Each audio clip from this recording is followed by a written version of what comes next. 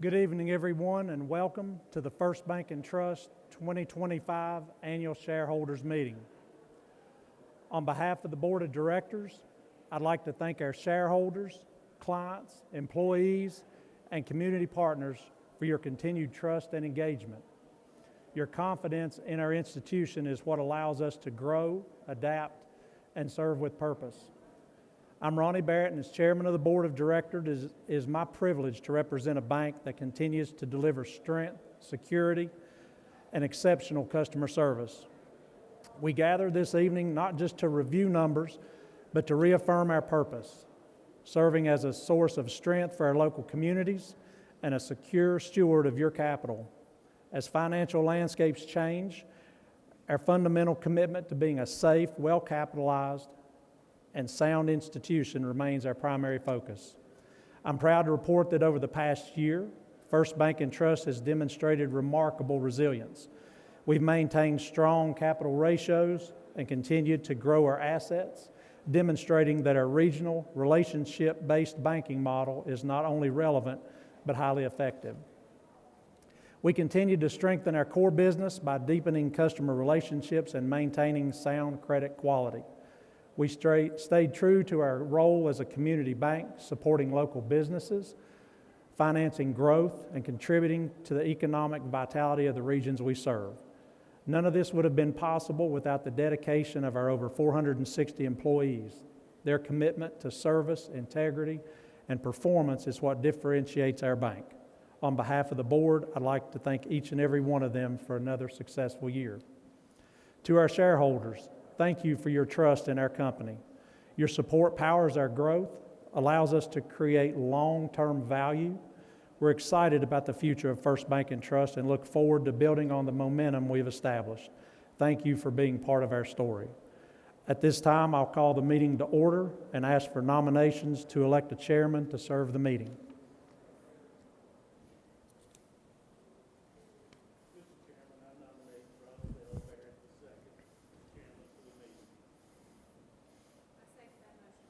All right, motion made by Mark Nelson, seconded by Sophie Chafin Vance. Any other nominations? All in favor? Any opposed? At this time, I'd like to call for nominations for secretary to serve the meeting. Mr. Chairman, I nominate Sophie Chafin Vance to serve as secretary of the meeting.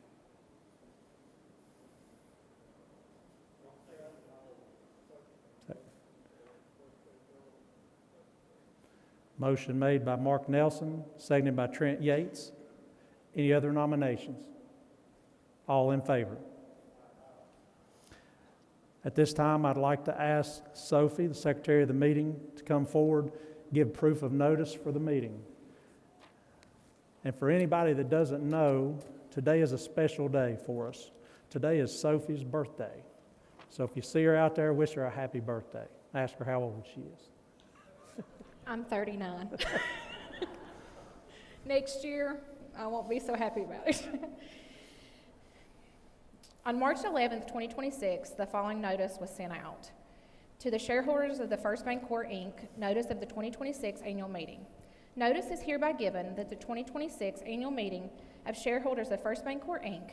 will be held at the Southwest Virginia Higher Education Center, located at 1 Partnership Circle, Abingdon, Virginia, 24210, and via live stream at 6 p.m. on Monday, April 20th, 2026. Please visit www.firstbank.com to view the live stream. The purpose of the meeting is to consider and act upon proposals to elect 3 Class C directors to serve until the annual meeting of shareholders in 2029, and to transact such other business as may properly come before the meeting. Only those shareholders as of record as of the close of business on March 11, 2026, shall be entitled to vote on matters presented at the meeting or any adjournments thereof. To assure that your shares are represented at the annual meeting, even if you plan to attend, please complete, sign, and date the enclosed proxy and return it promptly in the enclosed self-addressed prepaid postage envelope. Your proxy is revocable at any time prior to its exercise. The annual report to the shareholders will be available online March 23, 2026, at www.firstbank.com. By order of the First Bank and Trust Board of Directors, W. Mark Nelson, President and Chief Executive Officer. Thank you, Sophie. Do I have a motion to approve the notice as read?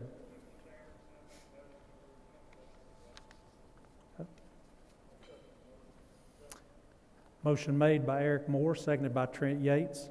All in favor? All right, this time I'll ask the secretary to read the minutes of last year's meeting. The annual stockholders meeting of First Bancorp, Inc., April 21st, 2025. The annual meeting of the shareholders of First Bancorp, Inc. was held at the Southwest Virginia Higher Education Center in Abingdon, Virginia at 6 p.m. on Monday, April 21st, 2025. This annual meeting was called and conducted in accordance with bylaws of First Bancorp, Inc. of Lebanon, Virginia. Ronald L. Barrett II welcomed the shareholders that were in attendance, including those shareholders viewing the live stream meeting, and provided his opening remarks to shareholders. He then proceeded to call for nominations for the election of a chairperson for the meeting. A motion was made by Mark Nelson and seconded by Raleigh Hyder that Ronald L. Barrett II be elected as chairman for the meeting. Mr. Barrett was duly elected chairman of the meeting by acclamation. The chairman then called for nominations of secretary. A motion was made by David Leonard that Trent Yates serve as secretary for the meeting. The motion was seconded by Ronald Barrett, and there being no further nominations, Mr. Yates was duly elected secretary of the meeting by acclamation. The chairman then requested that the secretary present proof of the official notice of the meeting, whereupon Secretary Yates responded by reading the notice sent to all shareholders. A motion was then made by William Hyder that the shareholders approve the notice complying with First Bank, Inc.'s bylaws. The motion was duly seconded by David Leonard II and unanimously carried by all present. The chairman then requested that the secretary read the minutes of last year's stockholder meeting. Secretary Yates responded by reading the minutes, whereupon a motion was made by David Leonard II, seconded by Ronald Barrett, that minutes be approved as read. The motion was unanimously carried. The chairman then requested that a canvassing committee composed of Eric Moore, Monica Anderson, and Jody Manny be established to determine the number of shares represented at the meeting by proxy or in person. The chairman provided his comments to shareholders and then called on SVP and Chief Credit Officer Raleigh Hyder to provide any update of the overall company credits and his goal for 2025. At the conclusion of the credit report, Raleigh Hyder called upon Chief Financial Officer A. Eric Moore to provide the prior year's financial update, whereupon a full and complete performance of the years 2020-24 were given. Following Mr. Moore's comments, President and Chief Executive Officer W. Mark Nelson presented to the shareholders an overview of the company's activities for the previous year and his vision for the future. The chairman then requested that the canvassing committee report its numbers to determine if a quorum is present, whereupon the shares were tallied, with Mr. Moore reporting that there were 13,135,099 shares represented at the meeting out of 16,597,652 total shares outstanding. Of those, 8,058,955 shares were represented by proxy and mail, and 5,076,144 shares were represented in person, giving a total representation of 79.14% shares outstanding. Chairman Barrett then declared that a quorum was present and the meeting duly in session. Chairman Barrett then explained that in accordance with the Title IV of the Articles of Incorporation, stockholders shall vote to elect directors in 3-year staggered term.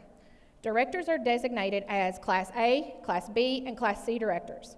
It was noted that 3 Class B directors' terms had expired in 2025, and therefore requests for nominations to fill the vacancies were sought, whereupon a motion was made by Mark Nelson that Class B directors Ronald L. Barrett, William H. Hyder, and David A. Leonard II be reelected to serve an additional 3-year term until 2028.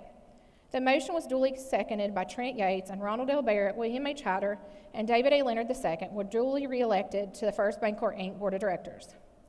Chairman Barrett called for a motion to fix the number of directors to serve for First Bancorp, Inc. Upon the motion made by William H. Hyder, second by David Leonard II, and duly carried, the number of directors was fixed to 9. Chairman Barrett then asked if there were any additional business to be brought before the meeting. Raleigh Hyder responded by making a motion that the acts of the directors and officers be approved for the past year. The motion was duly seconded by Trent Yates and unanimously carried.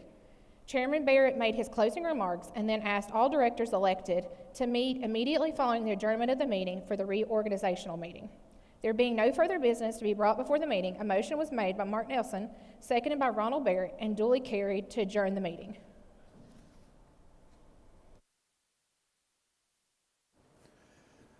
Thank you, Sophie. Do I have a motion to accept last year's meeting? Okay.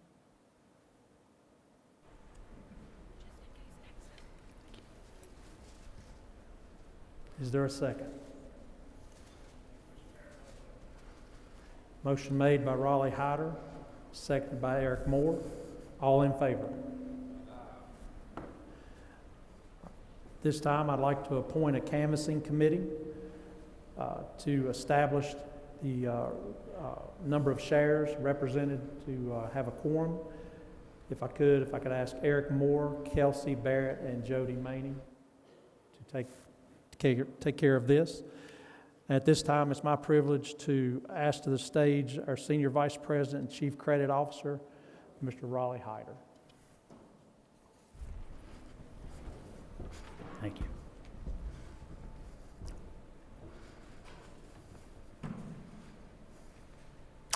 Good evening, and thank you all for joining us today. It's a privilege to stand before you at our annual shareholders meeting and share the progress, momentum, and strategic direction of our lending operations. This past year has been one of disciplined growth, operational transformation, and unwavering commitment to the customers and communities we serve. I'm proud of what we've accomplished together and even more excited about where we're headed. Let me begin with our performance over the past year. 2025 was a year of stable, healthy loan growth of $214 million, driven by high-quality relationships and a deep understanding of our markets and industries. We saw consistent demand across our footprint, and our bank responded in kind with strong underwriting and customer-focused service that defines our bank. As we entered 2026, that momentum didn't slow. Our first quarter of loan growth has been excellent, growing loans $108 million, putting us ahead of pace of our annual goals and reinforcing the strength of our lending teams and the trust our customers place in us. But growth alone isn't the story. What truly matters is the quality behind that growth. Our credit metrics remain solid. We ended the year with a Texas ratio, a measure of non-performing assets to capital of 2.93%, compared to that a higher level of peer of 4.63%. This was a result of conservative underwriting, consistent monitoring, and a culture that values sound banking principles. We continue to maintain a well-diversified loan portfolio, balanced across commercial lending, agriculture, and residential mortgage, which protects the bank from concentration risk and supports long-term earning stability. This diversification is intentional. It reflects our strategy of serving the full spectrum of needs in our communities, while maintaining a disciplined approach to risk through a robust and pragmatic loan loss reserve of 1.23% of total loans. I also want to take a moment to highlight the exceptional work of our lending staff. Our analysts, processors, lenders, and loan operations team have been outstanding. They have navigated increased volume, new technology, and evolving customer expectations with professionalism and dedication. Our analysts ensure that every credit they work on is thoroughly evaluated, bringing a level of insight that strengthens every decision we make. Our processors keep transactions moving with precision and urgency, often working behind the scenes to ensure a smooth experience for our customers. Our lenders continue to build trusted relationships, serving as advisors and problem solvers for businesses, farmers, and families across our markets. And our loan operations team ensures accuracy, compliance, and consistency, the foundation of safe and sound lending. Collectively, their work is the backbone of our success, and I want to thank them for their commitment to excellence. Now let me speak more specifically about each of our major lending areas. In commercial lending, we continue to see strong demand from small and mid-sized businesses across our region. These businesses are the heartbeat of our local economies, and our lenders have done an exceptional job structuring credits that support expansion, equipment purchases, real estate development, and working capital needs. We've focused on industries we know well, and that expertise has allowed us to grow safely and profitably.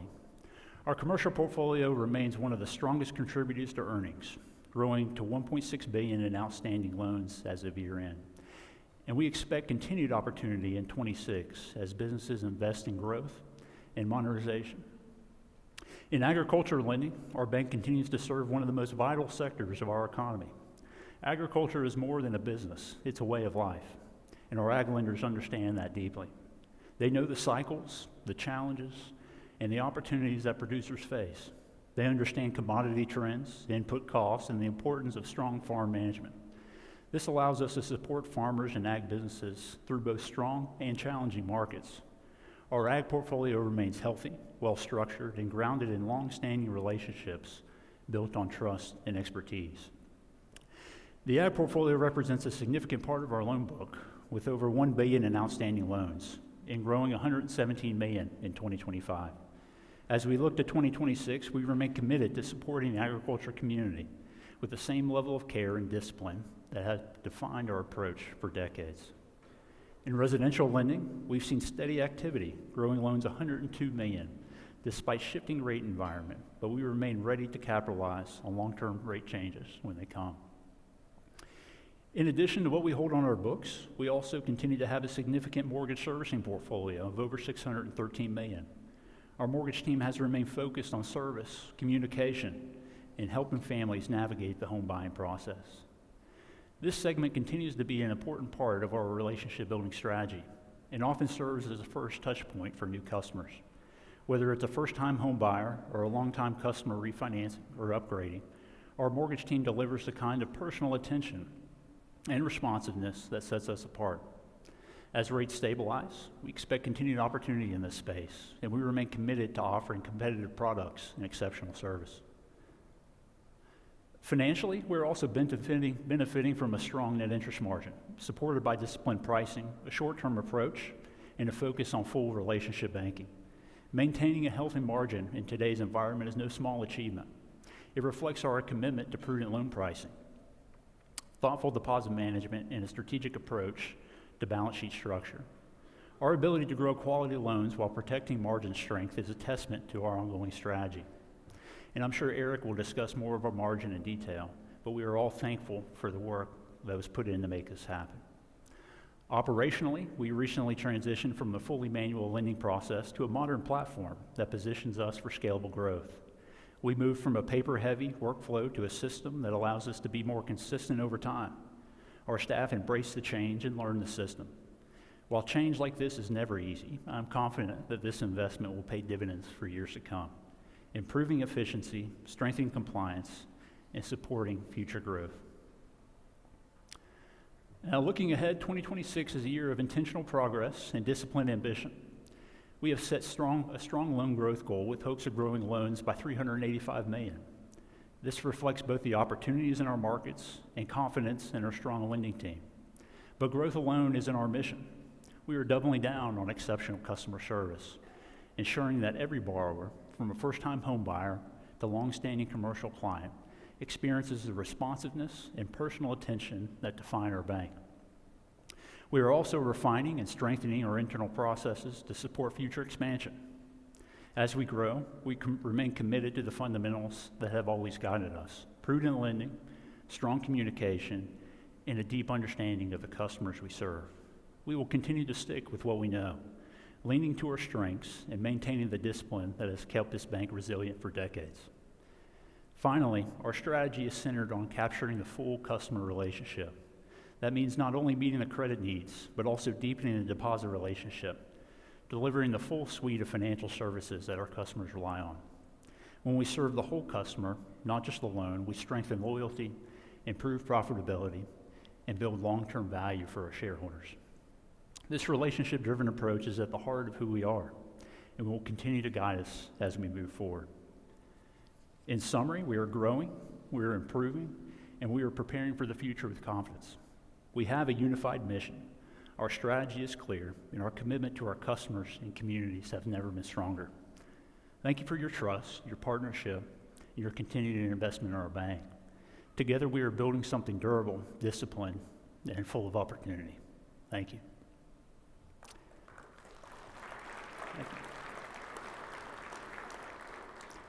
Now at this time, I'd like to introduce our Chief Financial Officer, Eric Moore, who will present us with a financial report for our company.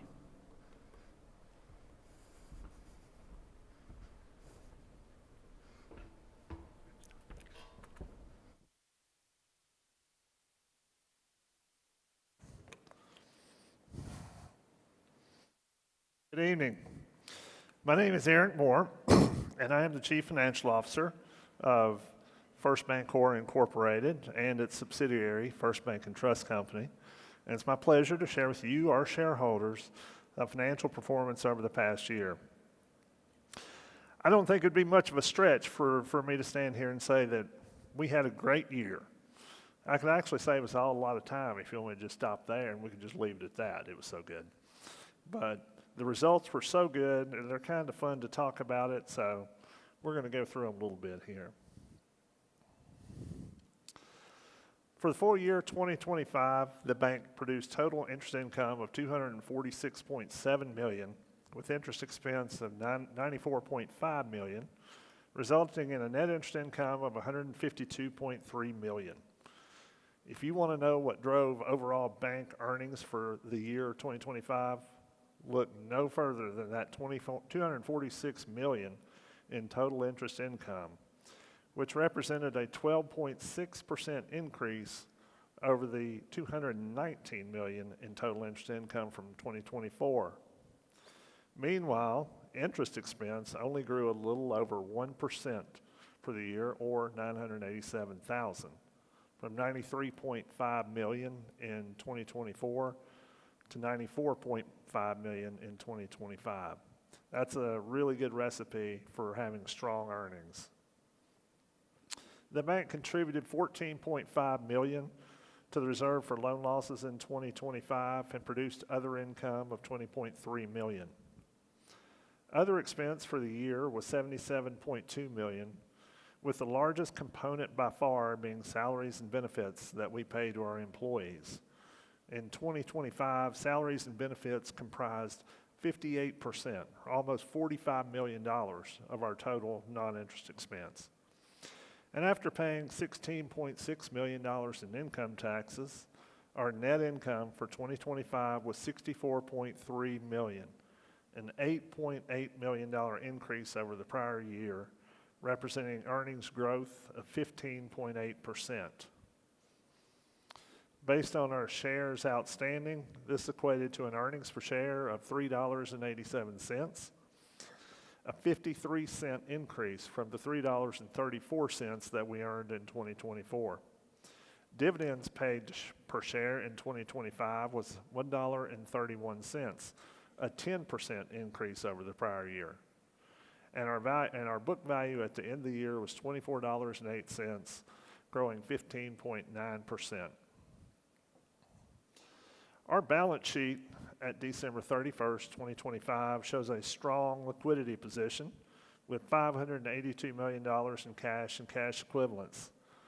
The next two numbers are revealing about our model here at First Bank and Trust. As you see, $67 million in investments and $3,452 million in loans outstanding.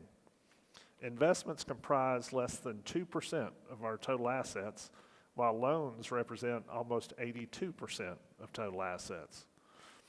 If you look at other banks, you'll generally see a much higher level of investments, often 20 to 30% of their balance sheet. But we are a lending bank, preferring to use our liquidity to make more loans than buying investments. Why? Well, when we make loans in our communities, it helps those communities grow and thrive, which ultimately benefits the bank and our shareholders as well. Contrast that to taking those deposits and purchasing a security from another state or purchasing a treasury bond. Those do not directly benefit the communities we serve. And we can generally achieve a higher yield making loans as opposed to holding securities. So that approach is a defining difference in our model compared to most other institutions.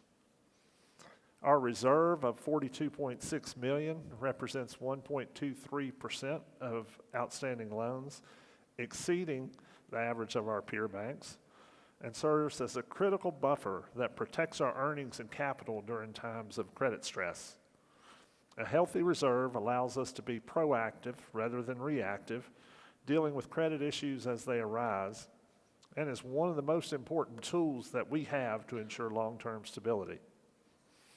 Fixed assets of $44.7 million represent around 10% of total assets, and other assets are $108 million. Other assets would include interest receivable, prepaids, bank-owned life insurance, deferred taxes, and things of that nature. Our total assets for the year grew 10.2% or $389 million, crossing over the $4 billion threshold and ending at $4,212,253,000. Our non-interest-bearing deposits, checking accounts really, totaled $749 million at the end of the year, and this is one of the most important numbers on this slide. Non-interest-bearing deposits are a core competitive advantage for us. They lower our funding costs, stabilize margin through different rate cycles, and strengthen liquidity.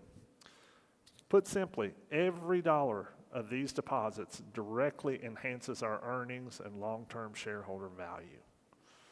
You hear a lot from us about whole relationship banking. This is really what we are talking about when we say that. When we have a customer's checking account, in addition to other loans and deposits, that relationship becomes more durable, lasts longer, and deepens customer engagement.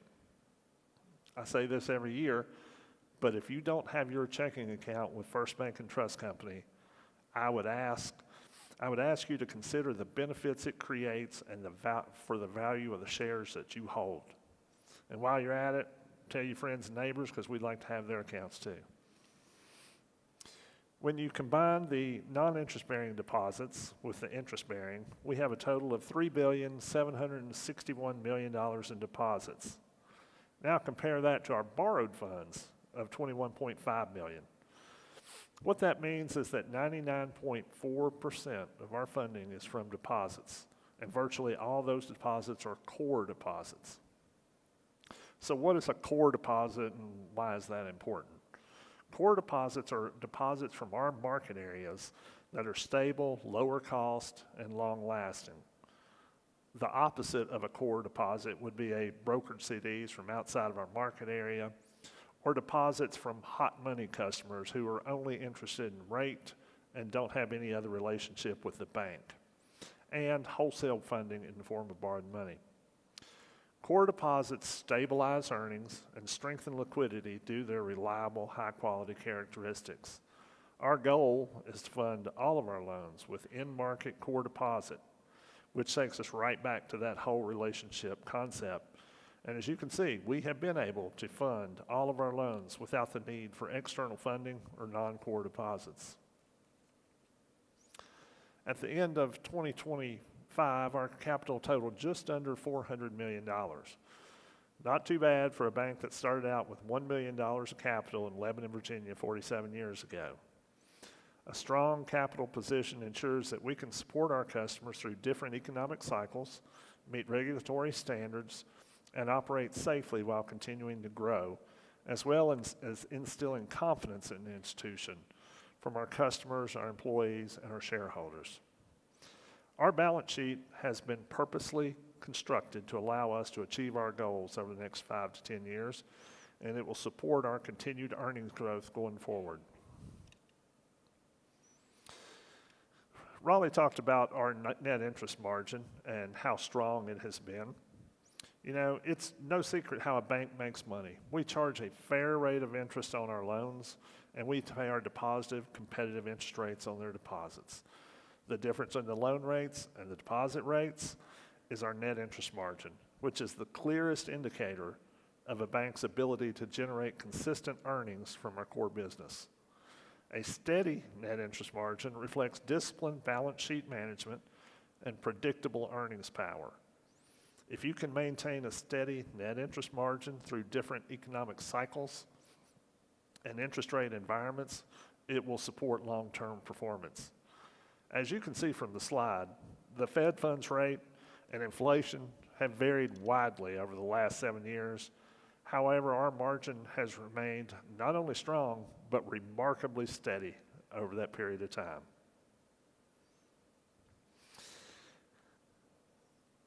As I was thinking about this meeting and my comments, I asked a shareholder a couple of weeks ago, what do you want to hear about the bank when we have our meeting?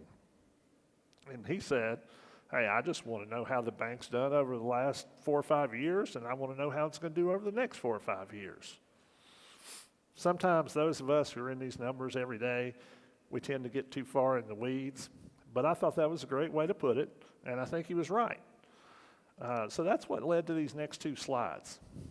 If you own the stock the last 5 years, you've received $5.51 in dividends per share, and your stock appreciated $29 per share, making your total return over that time $34.51, which works out to an average annual return of 14%. At the start of each year, we update our 5-year plan, which projects our growth, earnings, and dividends over the next 5 years. In 2021, 5 years ago, we forecast an average annual return of 10% over the following 5 years. And as you can see, we significantly exceeded those expectations at 14%, which we typically do. We typically exceed the 5-year summary. So for the next 5 years, we project that you will receive dividends totaling $9.10 per share, and your stock is projected to appreciate $37 per share, creating an average annual return of 12%. I don't know many places where you can receive a consistent, safe annual return of 12% without an unacceptable level of risk. And as I stated on the prior slide, we have consistently outperformed our 5-year projections in the past, and I would not be surprised to see that trend continue. But all that's in the past. We're in 2026 now, so how are we doing in 2026?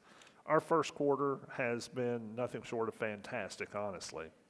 We've had a great start to 2026, as the numbers will show. Assets, loans, and deposits have all shown significant growth over the first quarter 2025 totals. Net income through March 31st, 2026 is up 17.6% over the first quarter of last year at $17,601,000 compared to $14,962,000 earned in the first quarter of 2025. Those strong earnings have pushed us over the $400 million mark in capital at $410.4 million. You know, 2025 was a great year, so we are really encouraged that we have started off 2026 even stronger than last year. You know, our strategic priorities really haven't shifted much in the last several years, so some of these may sound familiar to you. Through 2026 and beyond, we will continue to maintain a very strong liquidity position by funding our bank with high-quality core deposits, with a focus on whole relationship banking, which will allow us to fund our loan growth without utilizing wholesale funding. We will continue to manage the balance sheet to provide strength and flexibility through any economic uncertainties or interest rate environments. And we will continue to spend the money that we have to spend to ensure that we have the highest quality technology and products for our operations and our customers.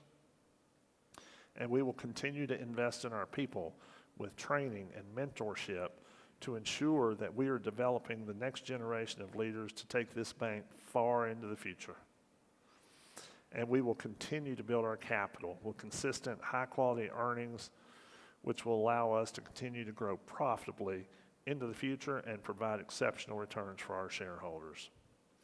So thank you for your time. Thank you for your continued support and investment in the company. At this time, it's my pleasure to introduce our President and Chief Executive Officer, Mark Nelson.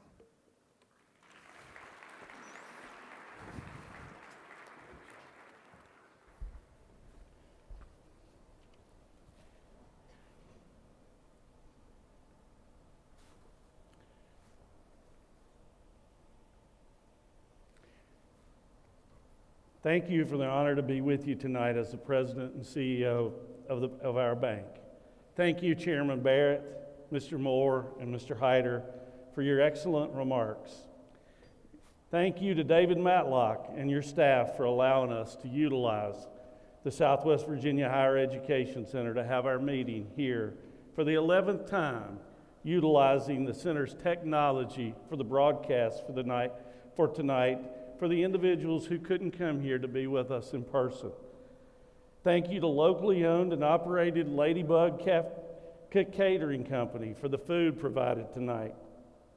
But most of all, thank you, our shareholders present here tonight or viewing this meeting via live stream, for your loyal investment in our company and the financial business that you've allowed us to earn. Tonight, I want to focus on 5 elements of our Built to Last plan: our employees, our communities, our customers, and regional and divisional activity, and our shareholders, to include our Vision 2030. As we celebrate the work of our 460 plus employees, who you can see their name on this screen, every single one of them, we continue to hire to retire, to exceed our strategic plan and overcome the obstacles that we will be faced with. We need to continue to employ the best and the brightest. Our employees make a difference. We expect our employees to learn and grow within our organization by remaining actively engaged and dedicated to our vision, to our core values, and our overall mission. Throughout my presentation tonight, you will see references to individuals who will be recognized as 2025 stars. The definition of a star is an employee who exemplifies these traits. S, stand out. They've done something special or are doing things special. T, teamwork. They're willing to work together. They're not looking for self-preservation on their own. They understand to be the best, you have to work together with others. A, above and beyond. It's the individuals who believe in taking their own personal time, putting forth an effort that is amazing. And I will tell you, we have 465 of those people. These are just the 25 that have been chosen by me. And most of all, results. The results that each of these individuals provide that helps to increase our shareholder value. First Bank and Trust Company attracts, retains, and recruits world-class employees as a part of our ongoing succession plan by investing in our employees through continuous training. As the bank continues to grow, our employees will have the opportunity for personal and professional growth. Every employee is provided the opportunity to be an owner of our company through First Bank and Trust Company's employee stock ownership and savings plan that started out in 1991 with 0 shares. The ESOP, independently valued company stock, has produced a return of 77.92% over the past 10 years. As of April 15, 2025, 99.5% of our employees are participating in the plan. The plan currently holds 471,029 shares, or 2.84% of shares outstanding. Our employees are owners, and that continues to have a positive influence on their decision-making and our overall shareholder return. As we enter into new markets, expand our existing markets, and expand our digital presence, opportunities have and will be created for those interested in pursuing or expanding their banking career. We continue to build our candidate pools and strategically align skills and talents with job functions. We have enhanced our human resource department to include recruiting. We have challenged our leadership to ensure our employees have or obtain the skill sets necessary to do all assigned tasks and prepare for a potential advancement within our company. First Bank and Trust Company will continue to promote educational excellence through training and collaboration with industry trade groups such as the American Bankers Association, Virginia Bankers Association, Tennessee Bankers Association, and North Carolina Bankers Association that will further enhance employee skill sets and proficiency levels, enhance leadership development programs such as the internship program and the Young Bankers Management Team, along with the one that I highlight the most, is the dedicated mentoring that will highlight First Bank and Trust Company's ongoing commitment. Every employee we hire has a mentor today, and I think that's the real testament to our company, to develop strong leaders that provide ongoing succession. I'd like to talk just a minute about the executive staff. There are 18 members that report to me directly.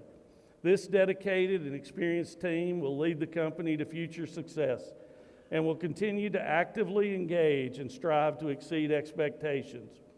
I want to specifically highlight the management committee that was established in 2025 to allow for effective collaboration and knowledge of items that the President and CEO is working on to ensure a smooth transition should the need arise. And I will tell you, I'm not planning on going anywhere. I hope the board will keep me. But should the need arise, we have some really talented individuals. You've heard from 3 of them tonight, in Eric, Sophie, and Raleigh. But there's also Matt Linder, who has done an excellent job for our company, Brent Dyson, who is remarkable as a banker, and Jim Edmondson, who fortunately or unfortunately has been around me for most all of my career. So all of those individuals will really help our company to continue to succeed at whatever we do.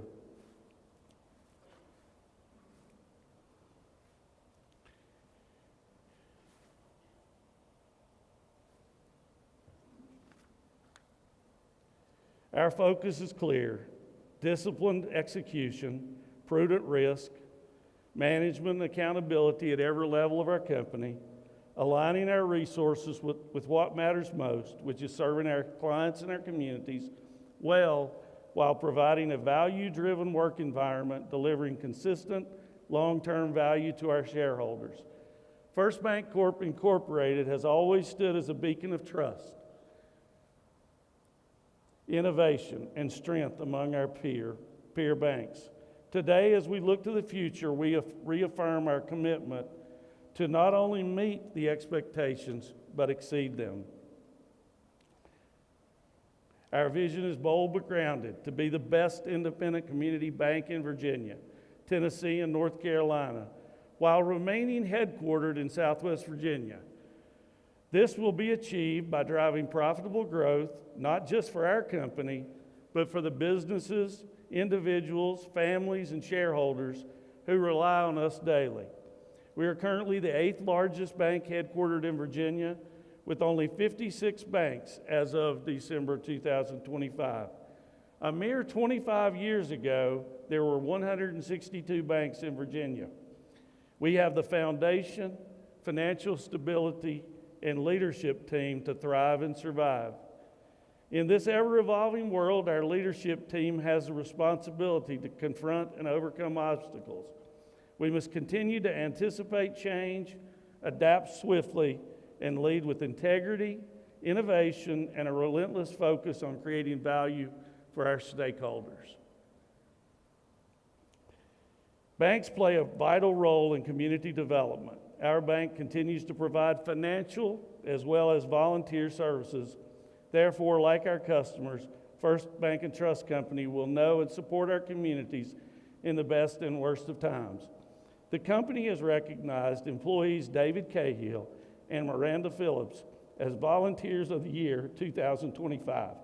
Miranda Phillips, who along with her family provided shelter, food, and a means of communication to numerous individuals and families affected by the historic flooding that occurred during Hurricane Helene in North Carolina, East Tennessee, and Southwest Virginia. Thank you, Miranda. David Cahill, who worked directly with Trails to Recovery to raise money the funds necessary to build 8 new homes for families that were displaced by the flood and do restoration work on 84 homes in the Damascus, Virginia area. His efforts continue to ensure that the housing has been restored for those affected through his continuing work with Trails to Recovery. When it was time to give back, both First Bank young bankers accepted the calling and did a great job. Both David and Miranda spent endless hours of their own taking care of those in need and raising funds to support our communities. Thank you again, Miranda and David. We will maintain a long-term vision of the future through broad participation in the community. This realization will occur by having a deep understanding of the communities we serve with regards to residential and business trends, employment amenities, lifestyles, community culture, schools, education, and demographics. We will collaborate with community leaders who share our overall vision and are knowledgeable and progressive thinkers. We will seek to retain and create new and strategic relationships facilitated through business and community engagement activities. We will work together to overcome the challenges communities face and take advantage of the opportunities. In 2026 and beyond, we will work hard to know and understand our customers and their rich diversity of needs and lifestyles.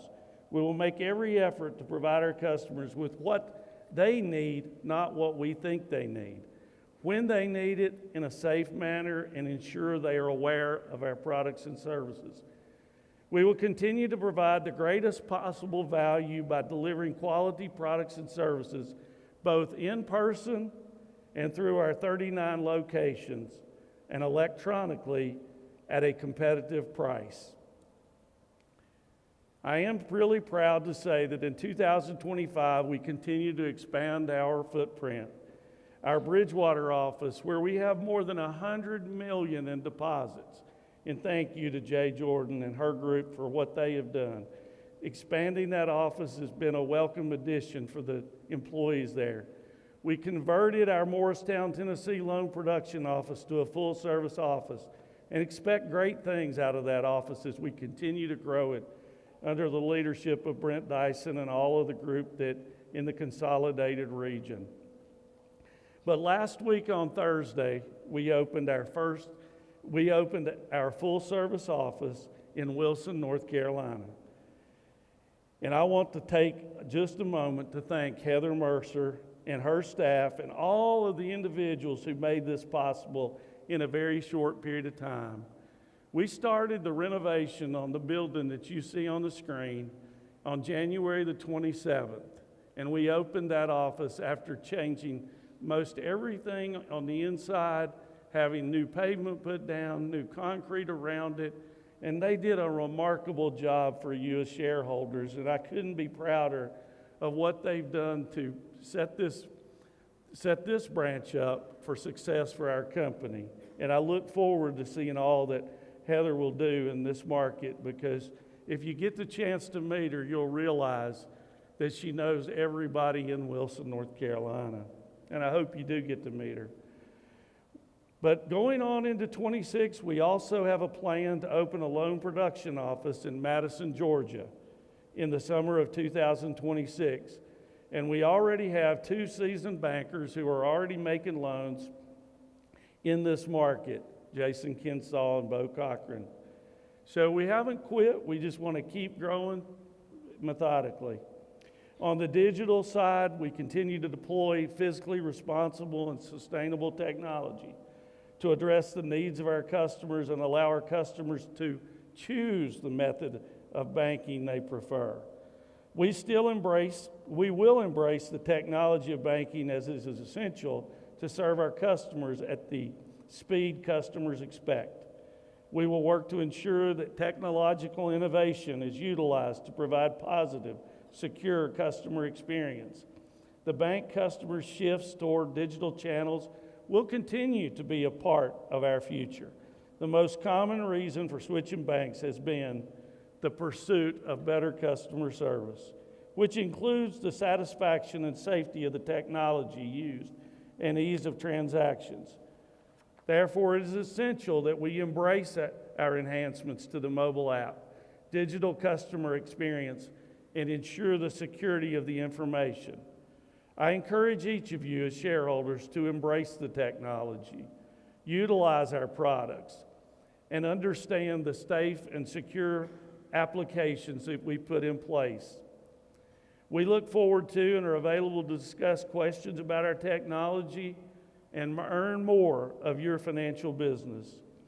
In 2026, we will continue to leverage leading technology solutions to improve the customer experience, mitigate cybersecurity risks, integrate new efficiencies for our bank, embrace electronic storage of documents, and consistently enhance the bank's security posture for the customers we serve.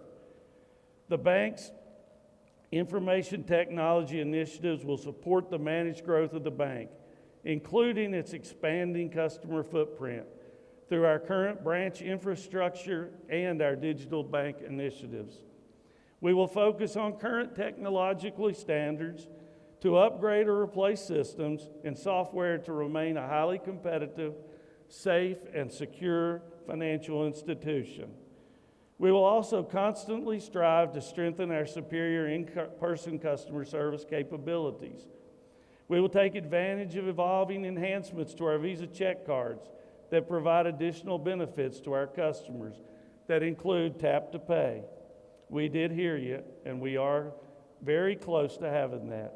Digital card access, access to card rewards, card management, daily review of your credit score, and financial literacy within our mobile app and online banking. And if you want a free cup of coffee, go out and try our Zogo financial literacy information that's can be on your mobile phone or on the online. And you can have a free cup of coffee on us if you'll take the modules, so treat yourself to that. Customer service doesn't go without having great people, and I want to recognize 5 of our outstanding customer service individuals, and each one of them have gone above and beyond for our company. Starting off with Brittany Arnett. She's the electronic banking officer. She has 15 years of service with our company, and I'm glad to say that she is a lady who started out as a teller and has been promoted from within. Brandy Anderson, Vice President, Loan Servicing Manager. She's had 17 years of experience with First Bank and Trust, 4 with another institution, so 21 years of experience and does a great job for our company. Crystal Jewell, ACH and Wire Officer, 18 years with our company. She left for a little while, but she came back, and she's earned everything she's got, and she started out here, and banking here is what she has known, and she has been promoted from within. Sean Gallagher, our fraud officer, what a great job she has done for our company over the last 19 years. And she now has the opportunity to lead our charge to reduce the amount of fraud that occurs in our financial institution. And she's done a great job with it this year. Beth Farmer, our online customer support specialist, who answers more chats than anybody else in our company and has done a great job for our company on customer service. Moving right along to our regional and loan activity, I would be remiss not to talk a little bit about the regions and what they have done. I'd like to provide a brief summary of the diversification of our loan balances throughout our geographical footprint, because I really believe in diversification of geography related to our loan portfolio. I think that it's very important for us. It helps us in more than one way.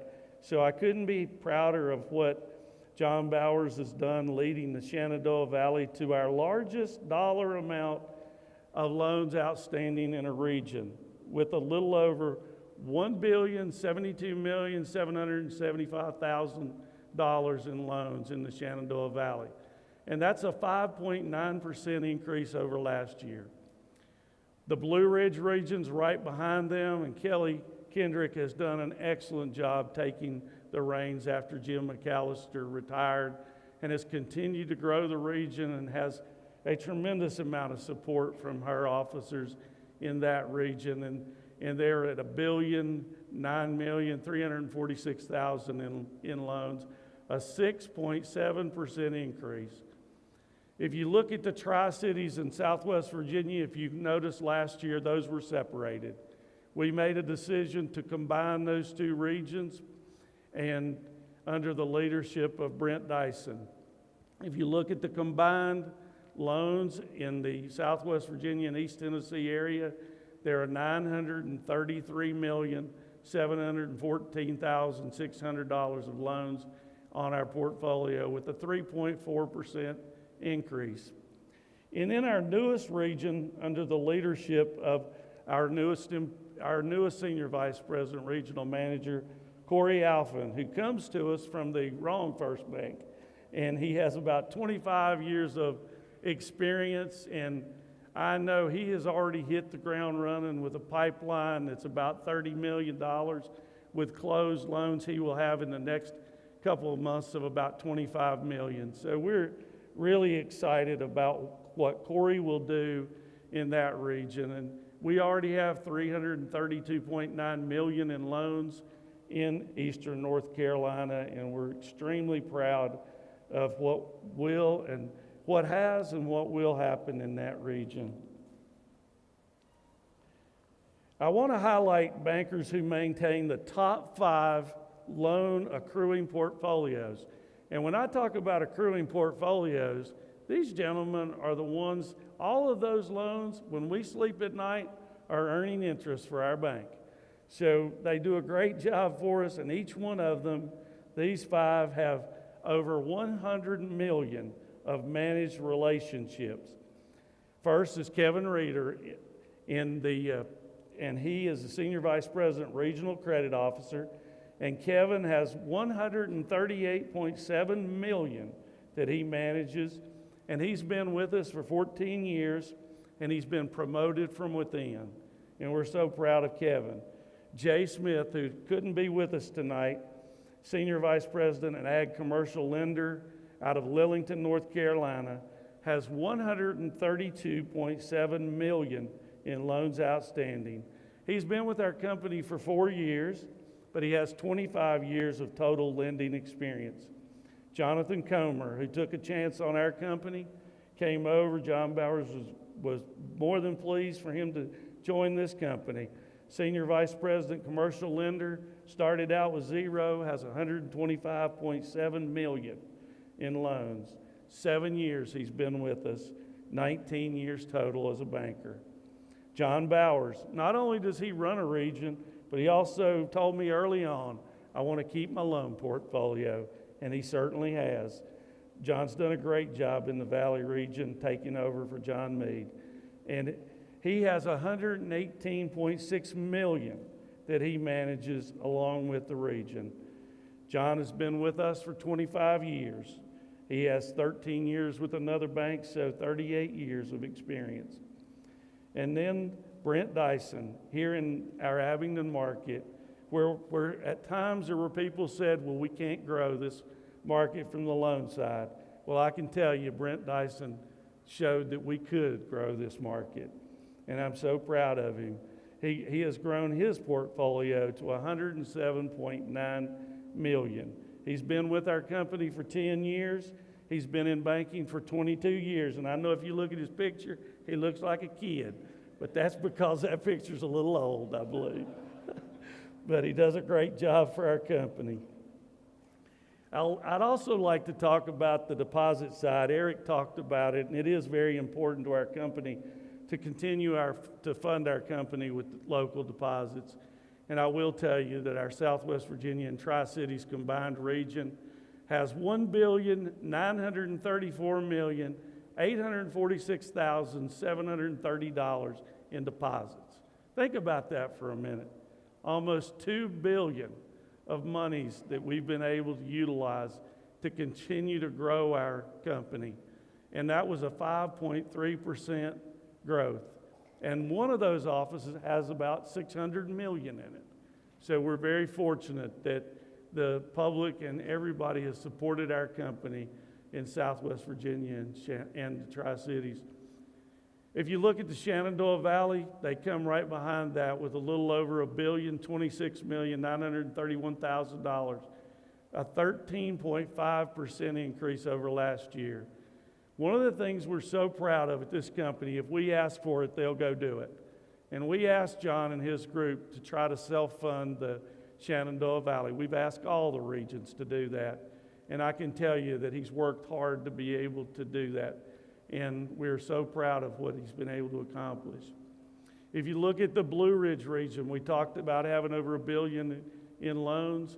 We also have $698.9 million in deposits that fund those loans in the Blue Ridge region, and we want to continue to grow that. But we're certainly proud of the 20.2% increase that Kelly and her group, and with Sophie and her group, supporting the growth in all of our regions. If you look at North Carolina, you can say, well, you haven't done too well in deposits down there, but I can tell you we're going to do better. But we have $60 million in deposits. We have 2 offices. One of them was by design a very small office, but we're looking for great things out of the Wilson office to help continue to fund our growth in North Carolina. So we're really proud of all of those items. And to just sum it up, the goal of our bank has and will continue to be to fund local loan growth with local deposits. I told the group when we went to North Carolina, I said, we'll bring our capital to North Carolina. We're not going to bring the deposits. We're going to bring our capital to North Carolina when we're going to grow it. And we're going to have to build the deposit base to get the additional growth. And that's what we're going to do. We're going to continue to have that approach and take local deposits to be able to fund the loans in an area. And again, based on, Eric already talked about it, but I am so proud of the fact that at one time we talked about doing wholesale funding for this company. And thank goodness we didn't do it. We stuck to what we knew, and we decided that we needed to build our company not with national rate boards, not with deposits that were not primary customers, but with local deposits in the community served. And I am so proud of the fact that with Eric's leadership, that we have approximately 18% of our deposits are in public deposits. So think about that a minute. 18% of our deposits come from our local governments who understand that by putting that money back into the local area through loans, it helps everyone. And speaking of deposits, I'd like to recognize the 5 deposit generation stars for 2025. I would go remiss not to recognize Wendy Mullins. She's the branch office supervisor at the largest branch we have here in Abingdon, with over $600 million in deposits. She's been with our company for 14 years. She was with another financial institution for 5 years. She was promoted from within. Misty Pack, who did a phenomenal job in 2025 with $54.7 million. And all of that came from the public deposit arena. And we're so proud of what she has been able to accomplish. Hugh Ferguson, who ran our East Tennessee region, who has done a great job for our company over the last 14 years, with 11 years with BB&T, picked up $35.9 million in deposits. So for all the lenders that are sitting out there that always tell me, oh, I can't get deposits, well, Hugh certainly could. So I hope that you will take that as a challenge, and I hope your name will be on here next year. Jay Jordan, $25.1 million of new deposits generated. And we're blessed to have her. She's been with our company for 10 years, and she had 25 years with another financial institution. And she's here with us tonight. I hope you get to meet her, but she's done a great job for our company. And last, Taylor Baker in Wise, Virginia, picked up $24.6 million in new deposits. She's been with our company for 10 years. All of them are to be commended. Moving right along to the divisional growth for our company, Eric talked about it, and Raleigh alluded to it. The secondary market division continues to allow our company to be competitive and make longer-term fixed-rate loans, and has continued to build our overall mortgage lending portfolio, even in a time when rates were high, by offering variable rate in-house mortgage products under the leadership of Andy Puckett. Andy has done a great job since taking over the reins from Rick Buchanan. The mortgage division services more than $1.1 billion in mortgage loans, to include loans of about $613 million that we have sold to Freddie Mac. This represents a 4.75% increase over the prior year. The agriculture division of our company has been and continues to be a source of lending strength for our bank, representing 30% of our loan portfolio, or over $1.03 billion. This division, under the leadership of Bradley Webb, continues to provide opportunity for growth and continued profitability while providing diversity within our overall lending portfolio. And I would be remiss not to say how proud I am of Bradley and how proud I am of the fact that he has been able to go out and work hard to hire the best of the best in the overall agriculture community, providing us with the strength that we need to continue to build our agriculture portfolio. The Trust and Wealth Management Division, under the leadership of Scott Arnett, has come a long way from the day that I saw that basically we didn't make any money with our trust and wealth management. And with Scott's leadership, that has changed. And I'm so proud of the fact that it's grown to $710 million of managed assets, and it's a small department, but they made over $1 million for our company last year. And I'd like to recognize a few of the individuals for the divisions that are out there as our 2025 stars. I talked just briefly about the mortgage division, but it's a really important part of our company. And the stars for 2025, and he's been a star for 18 years for our company. Bill Herbert has led the pack almost every year, probably every year that he's been here in mortgage originations. And in 2025, he led again with $32.2 million in originations. Bill's been with us for 18 years, and he worked in the financial institution arena for another 18, so he's been around for 36 years. Katie Curry, $30.5 million in origination. She's been with our company for 12 years, 8 years with another financial institution, 20 years of experience. Sharon McFarland in Kingsport, Tennessee, $28.3 million in originations. She's been with our company after selling her company to First Bank and Trust 10 years ago. She's been with our company for 10 years. She's worked in the financial arena for 33 years in total. Chad Pennington from right here in Abingdon, Virginia, a place that at one time we thought we couldn't do very many mortgage originations, originated $26.7 million in mortgage loans. He's been with our company for 6 years. He was with another financial institution for 17, for a total of 23 years. Randy Rogers, $25.3 million in originations. He's been with our company for 8 years. He's done a great job in the Hanover market for us. He has been with other financial institutions for 6, has 14 years of experience. I'd also like to recognize the following trust and wealth management stars for 2025. Scott Arnett, what a story. He took over the management of the Trust and Wealth Management Group when our other person decided to move on. And he has done a great job. He's been with our company for 11 years. And not only does he manage the $701 million, but he has a $253 million portfolio of his own that he manages.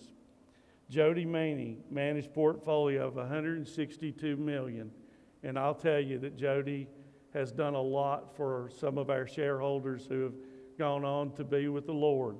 And she is a treasure in the estate planning and works very good with individuals. And I'd encourage you, if you've never met her, to make sure you do meet Jody. Someday you might need her.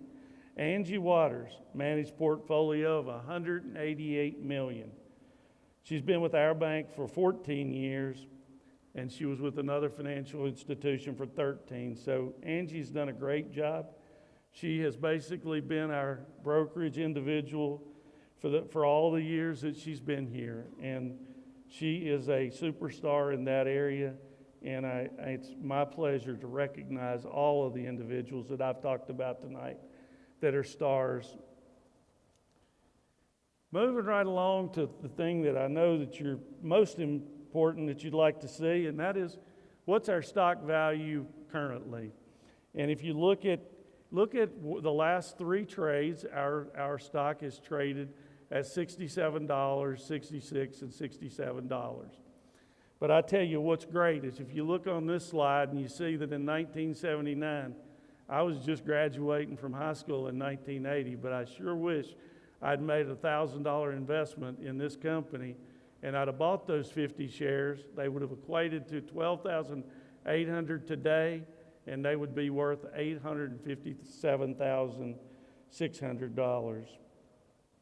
As the bank's president and CEO, it's my responsibility to plan, implement, and integrate the long-term and short-term strategies established by the board to increase shareholder value.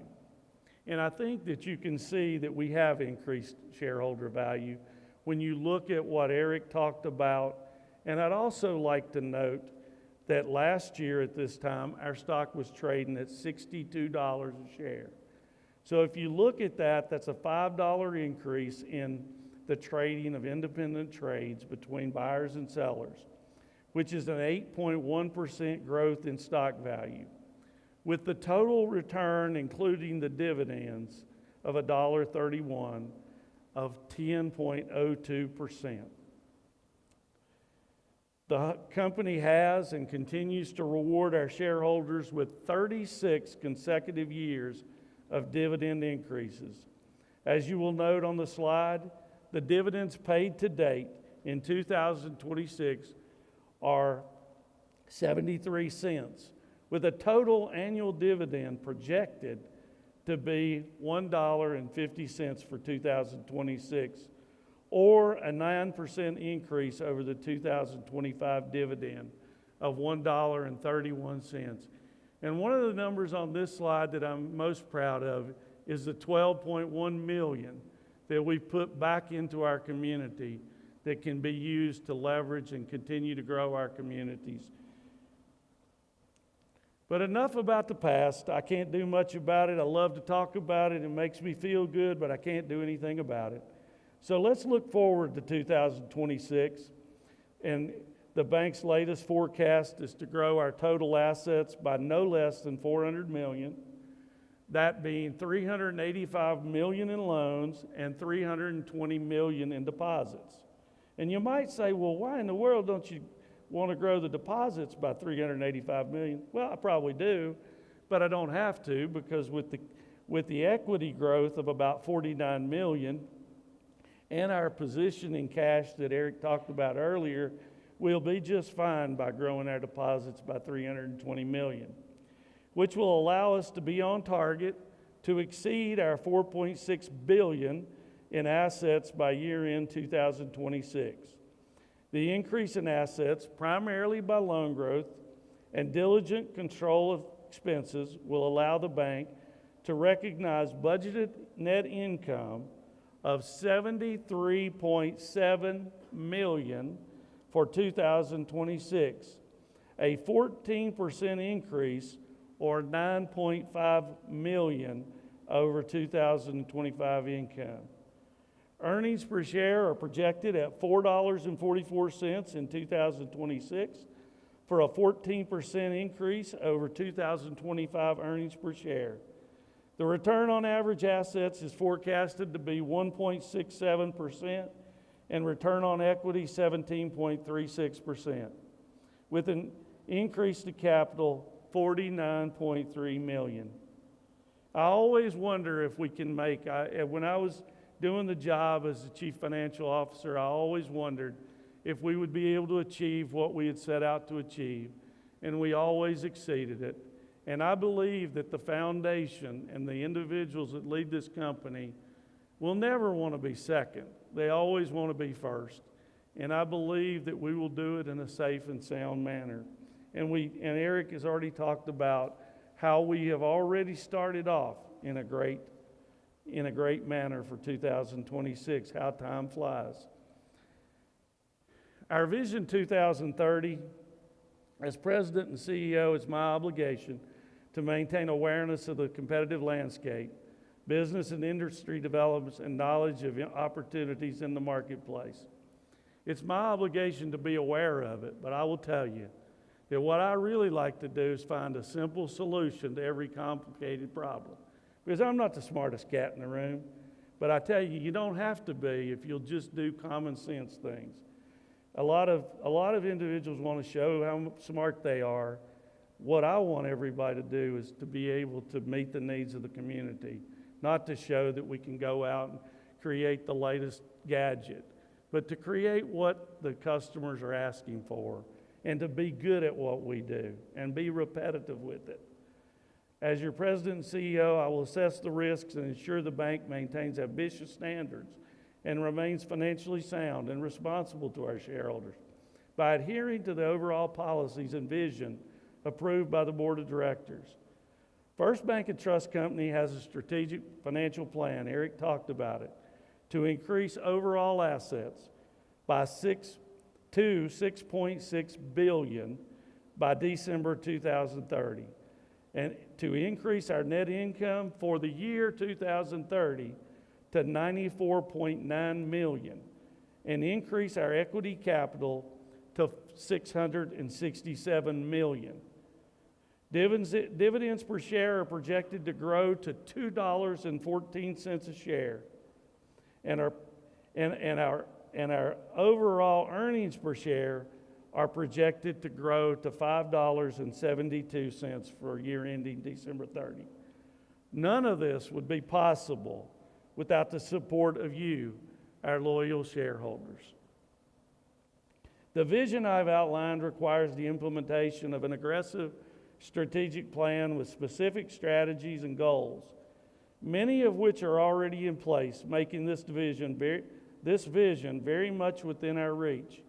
Our goals are attainable because we are dedicated to First Bank and Trust Company's strategic mission, as well as the core values that brought us where we are today.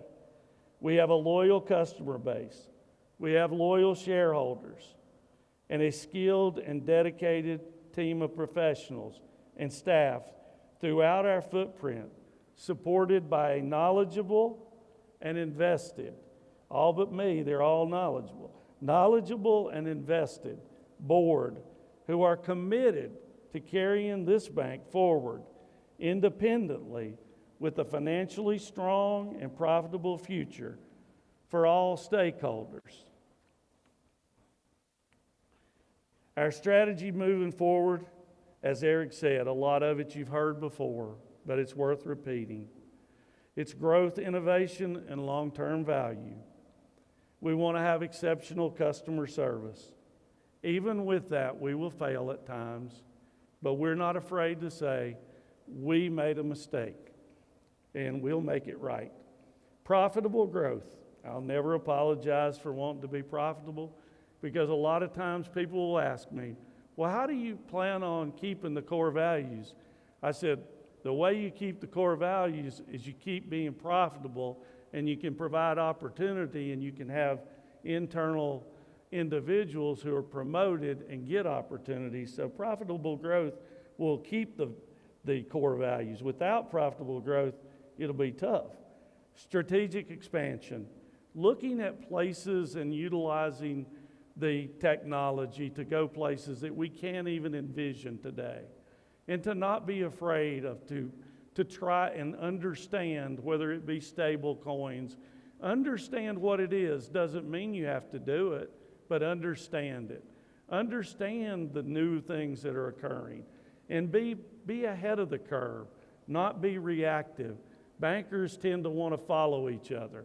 They tend to not want to take the work that it takes to go out and create value by coming up with their own mind and create. And I can tell you that for our company, we've got individuals who like to think and who like to challenge. And we've got a task force that's looking at stable coins. And we've got a task force that's looking at AI and how it can help our company.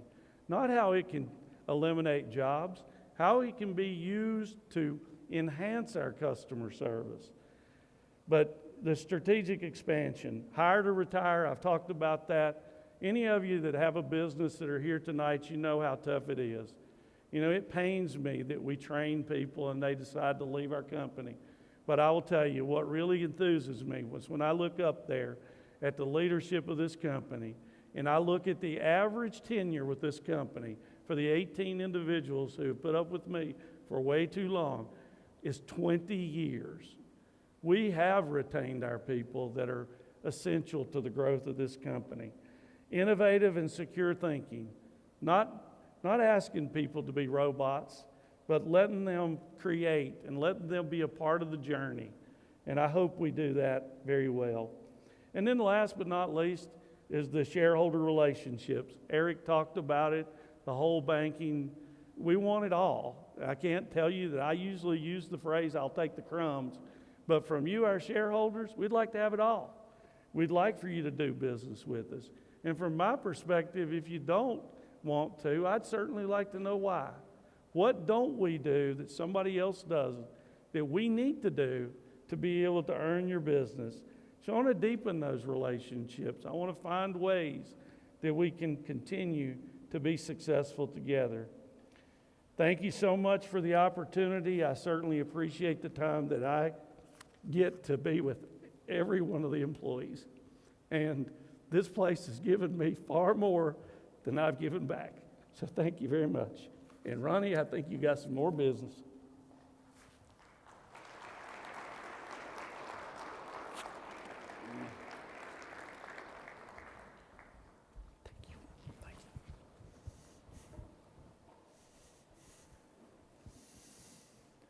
Thank you, Mark. At this time, I would ask Mr. Eric Moore from the Canvassing Committee to report the numbers if a quorum is represented. Report that there are 12,416,818 shares represented at this meeting. Of those, 7,019,088 shares are represented by proxy, and 5,397,730 shares are represented in person. There is a total of 16,589,338 shares outstanding, which gives us a total percentage of 74.85% of shares voted at this meeting. Thank you. With those numbers, I will now call or can declare a quorum is present and call this meeting duly in session. In accordance with Article 4 of the Articles of Incorporation, stockholders will vote to elect directors of First Bancorp for staggered terms. Directors under First Bancorp Incorporated are designated a Class A, B, and C director. Class C directors whose term expires April of 2026 are Sophie Chafin Vance, Raleigh Hyder, and Ronald Barrett II. This time, I'd call for nominations to fill the 3 vacancies created by the expiring terms.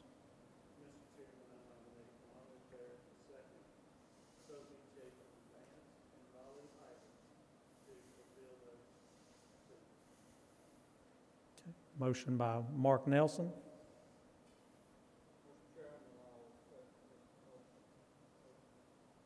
Seconded by Trent Yates. All in favor? This time I shall request a motion to fix the number of directors at 9 to serve for First Bancorp for the existing year.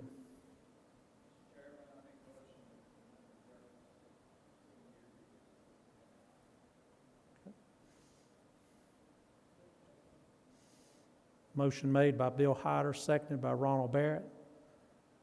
All in favor? If there's no other business to come before the meeting, I would ask for a motion to approve the acts of the directors and officers during the past year.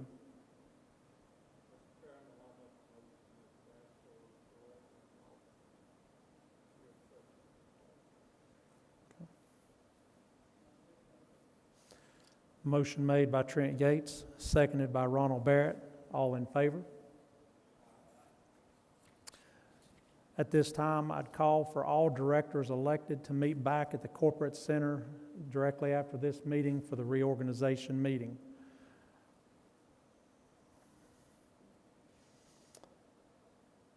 Before I ask for a motion to adjourn, I'd like to thank everybody for attending both here today and also those on the live feed. Thank you for your continued support of this company. Thank you for your time. Hope all of you have a safe trip home.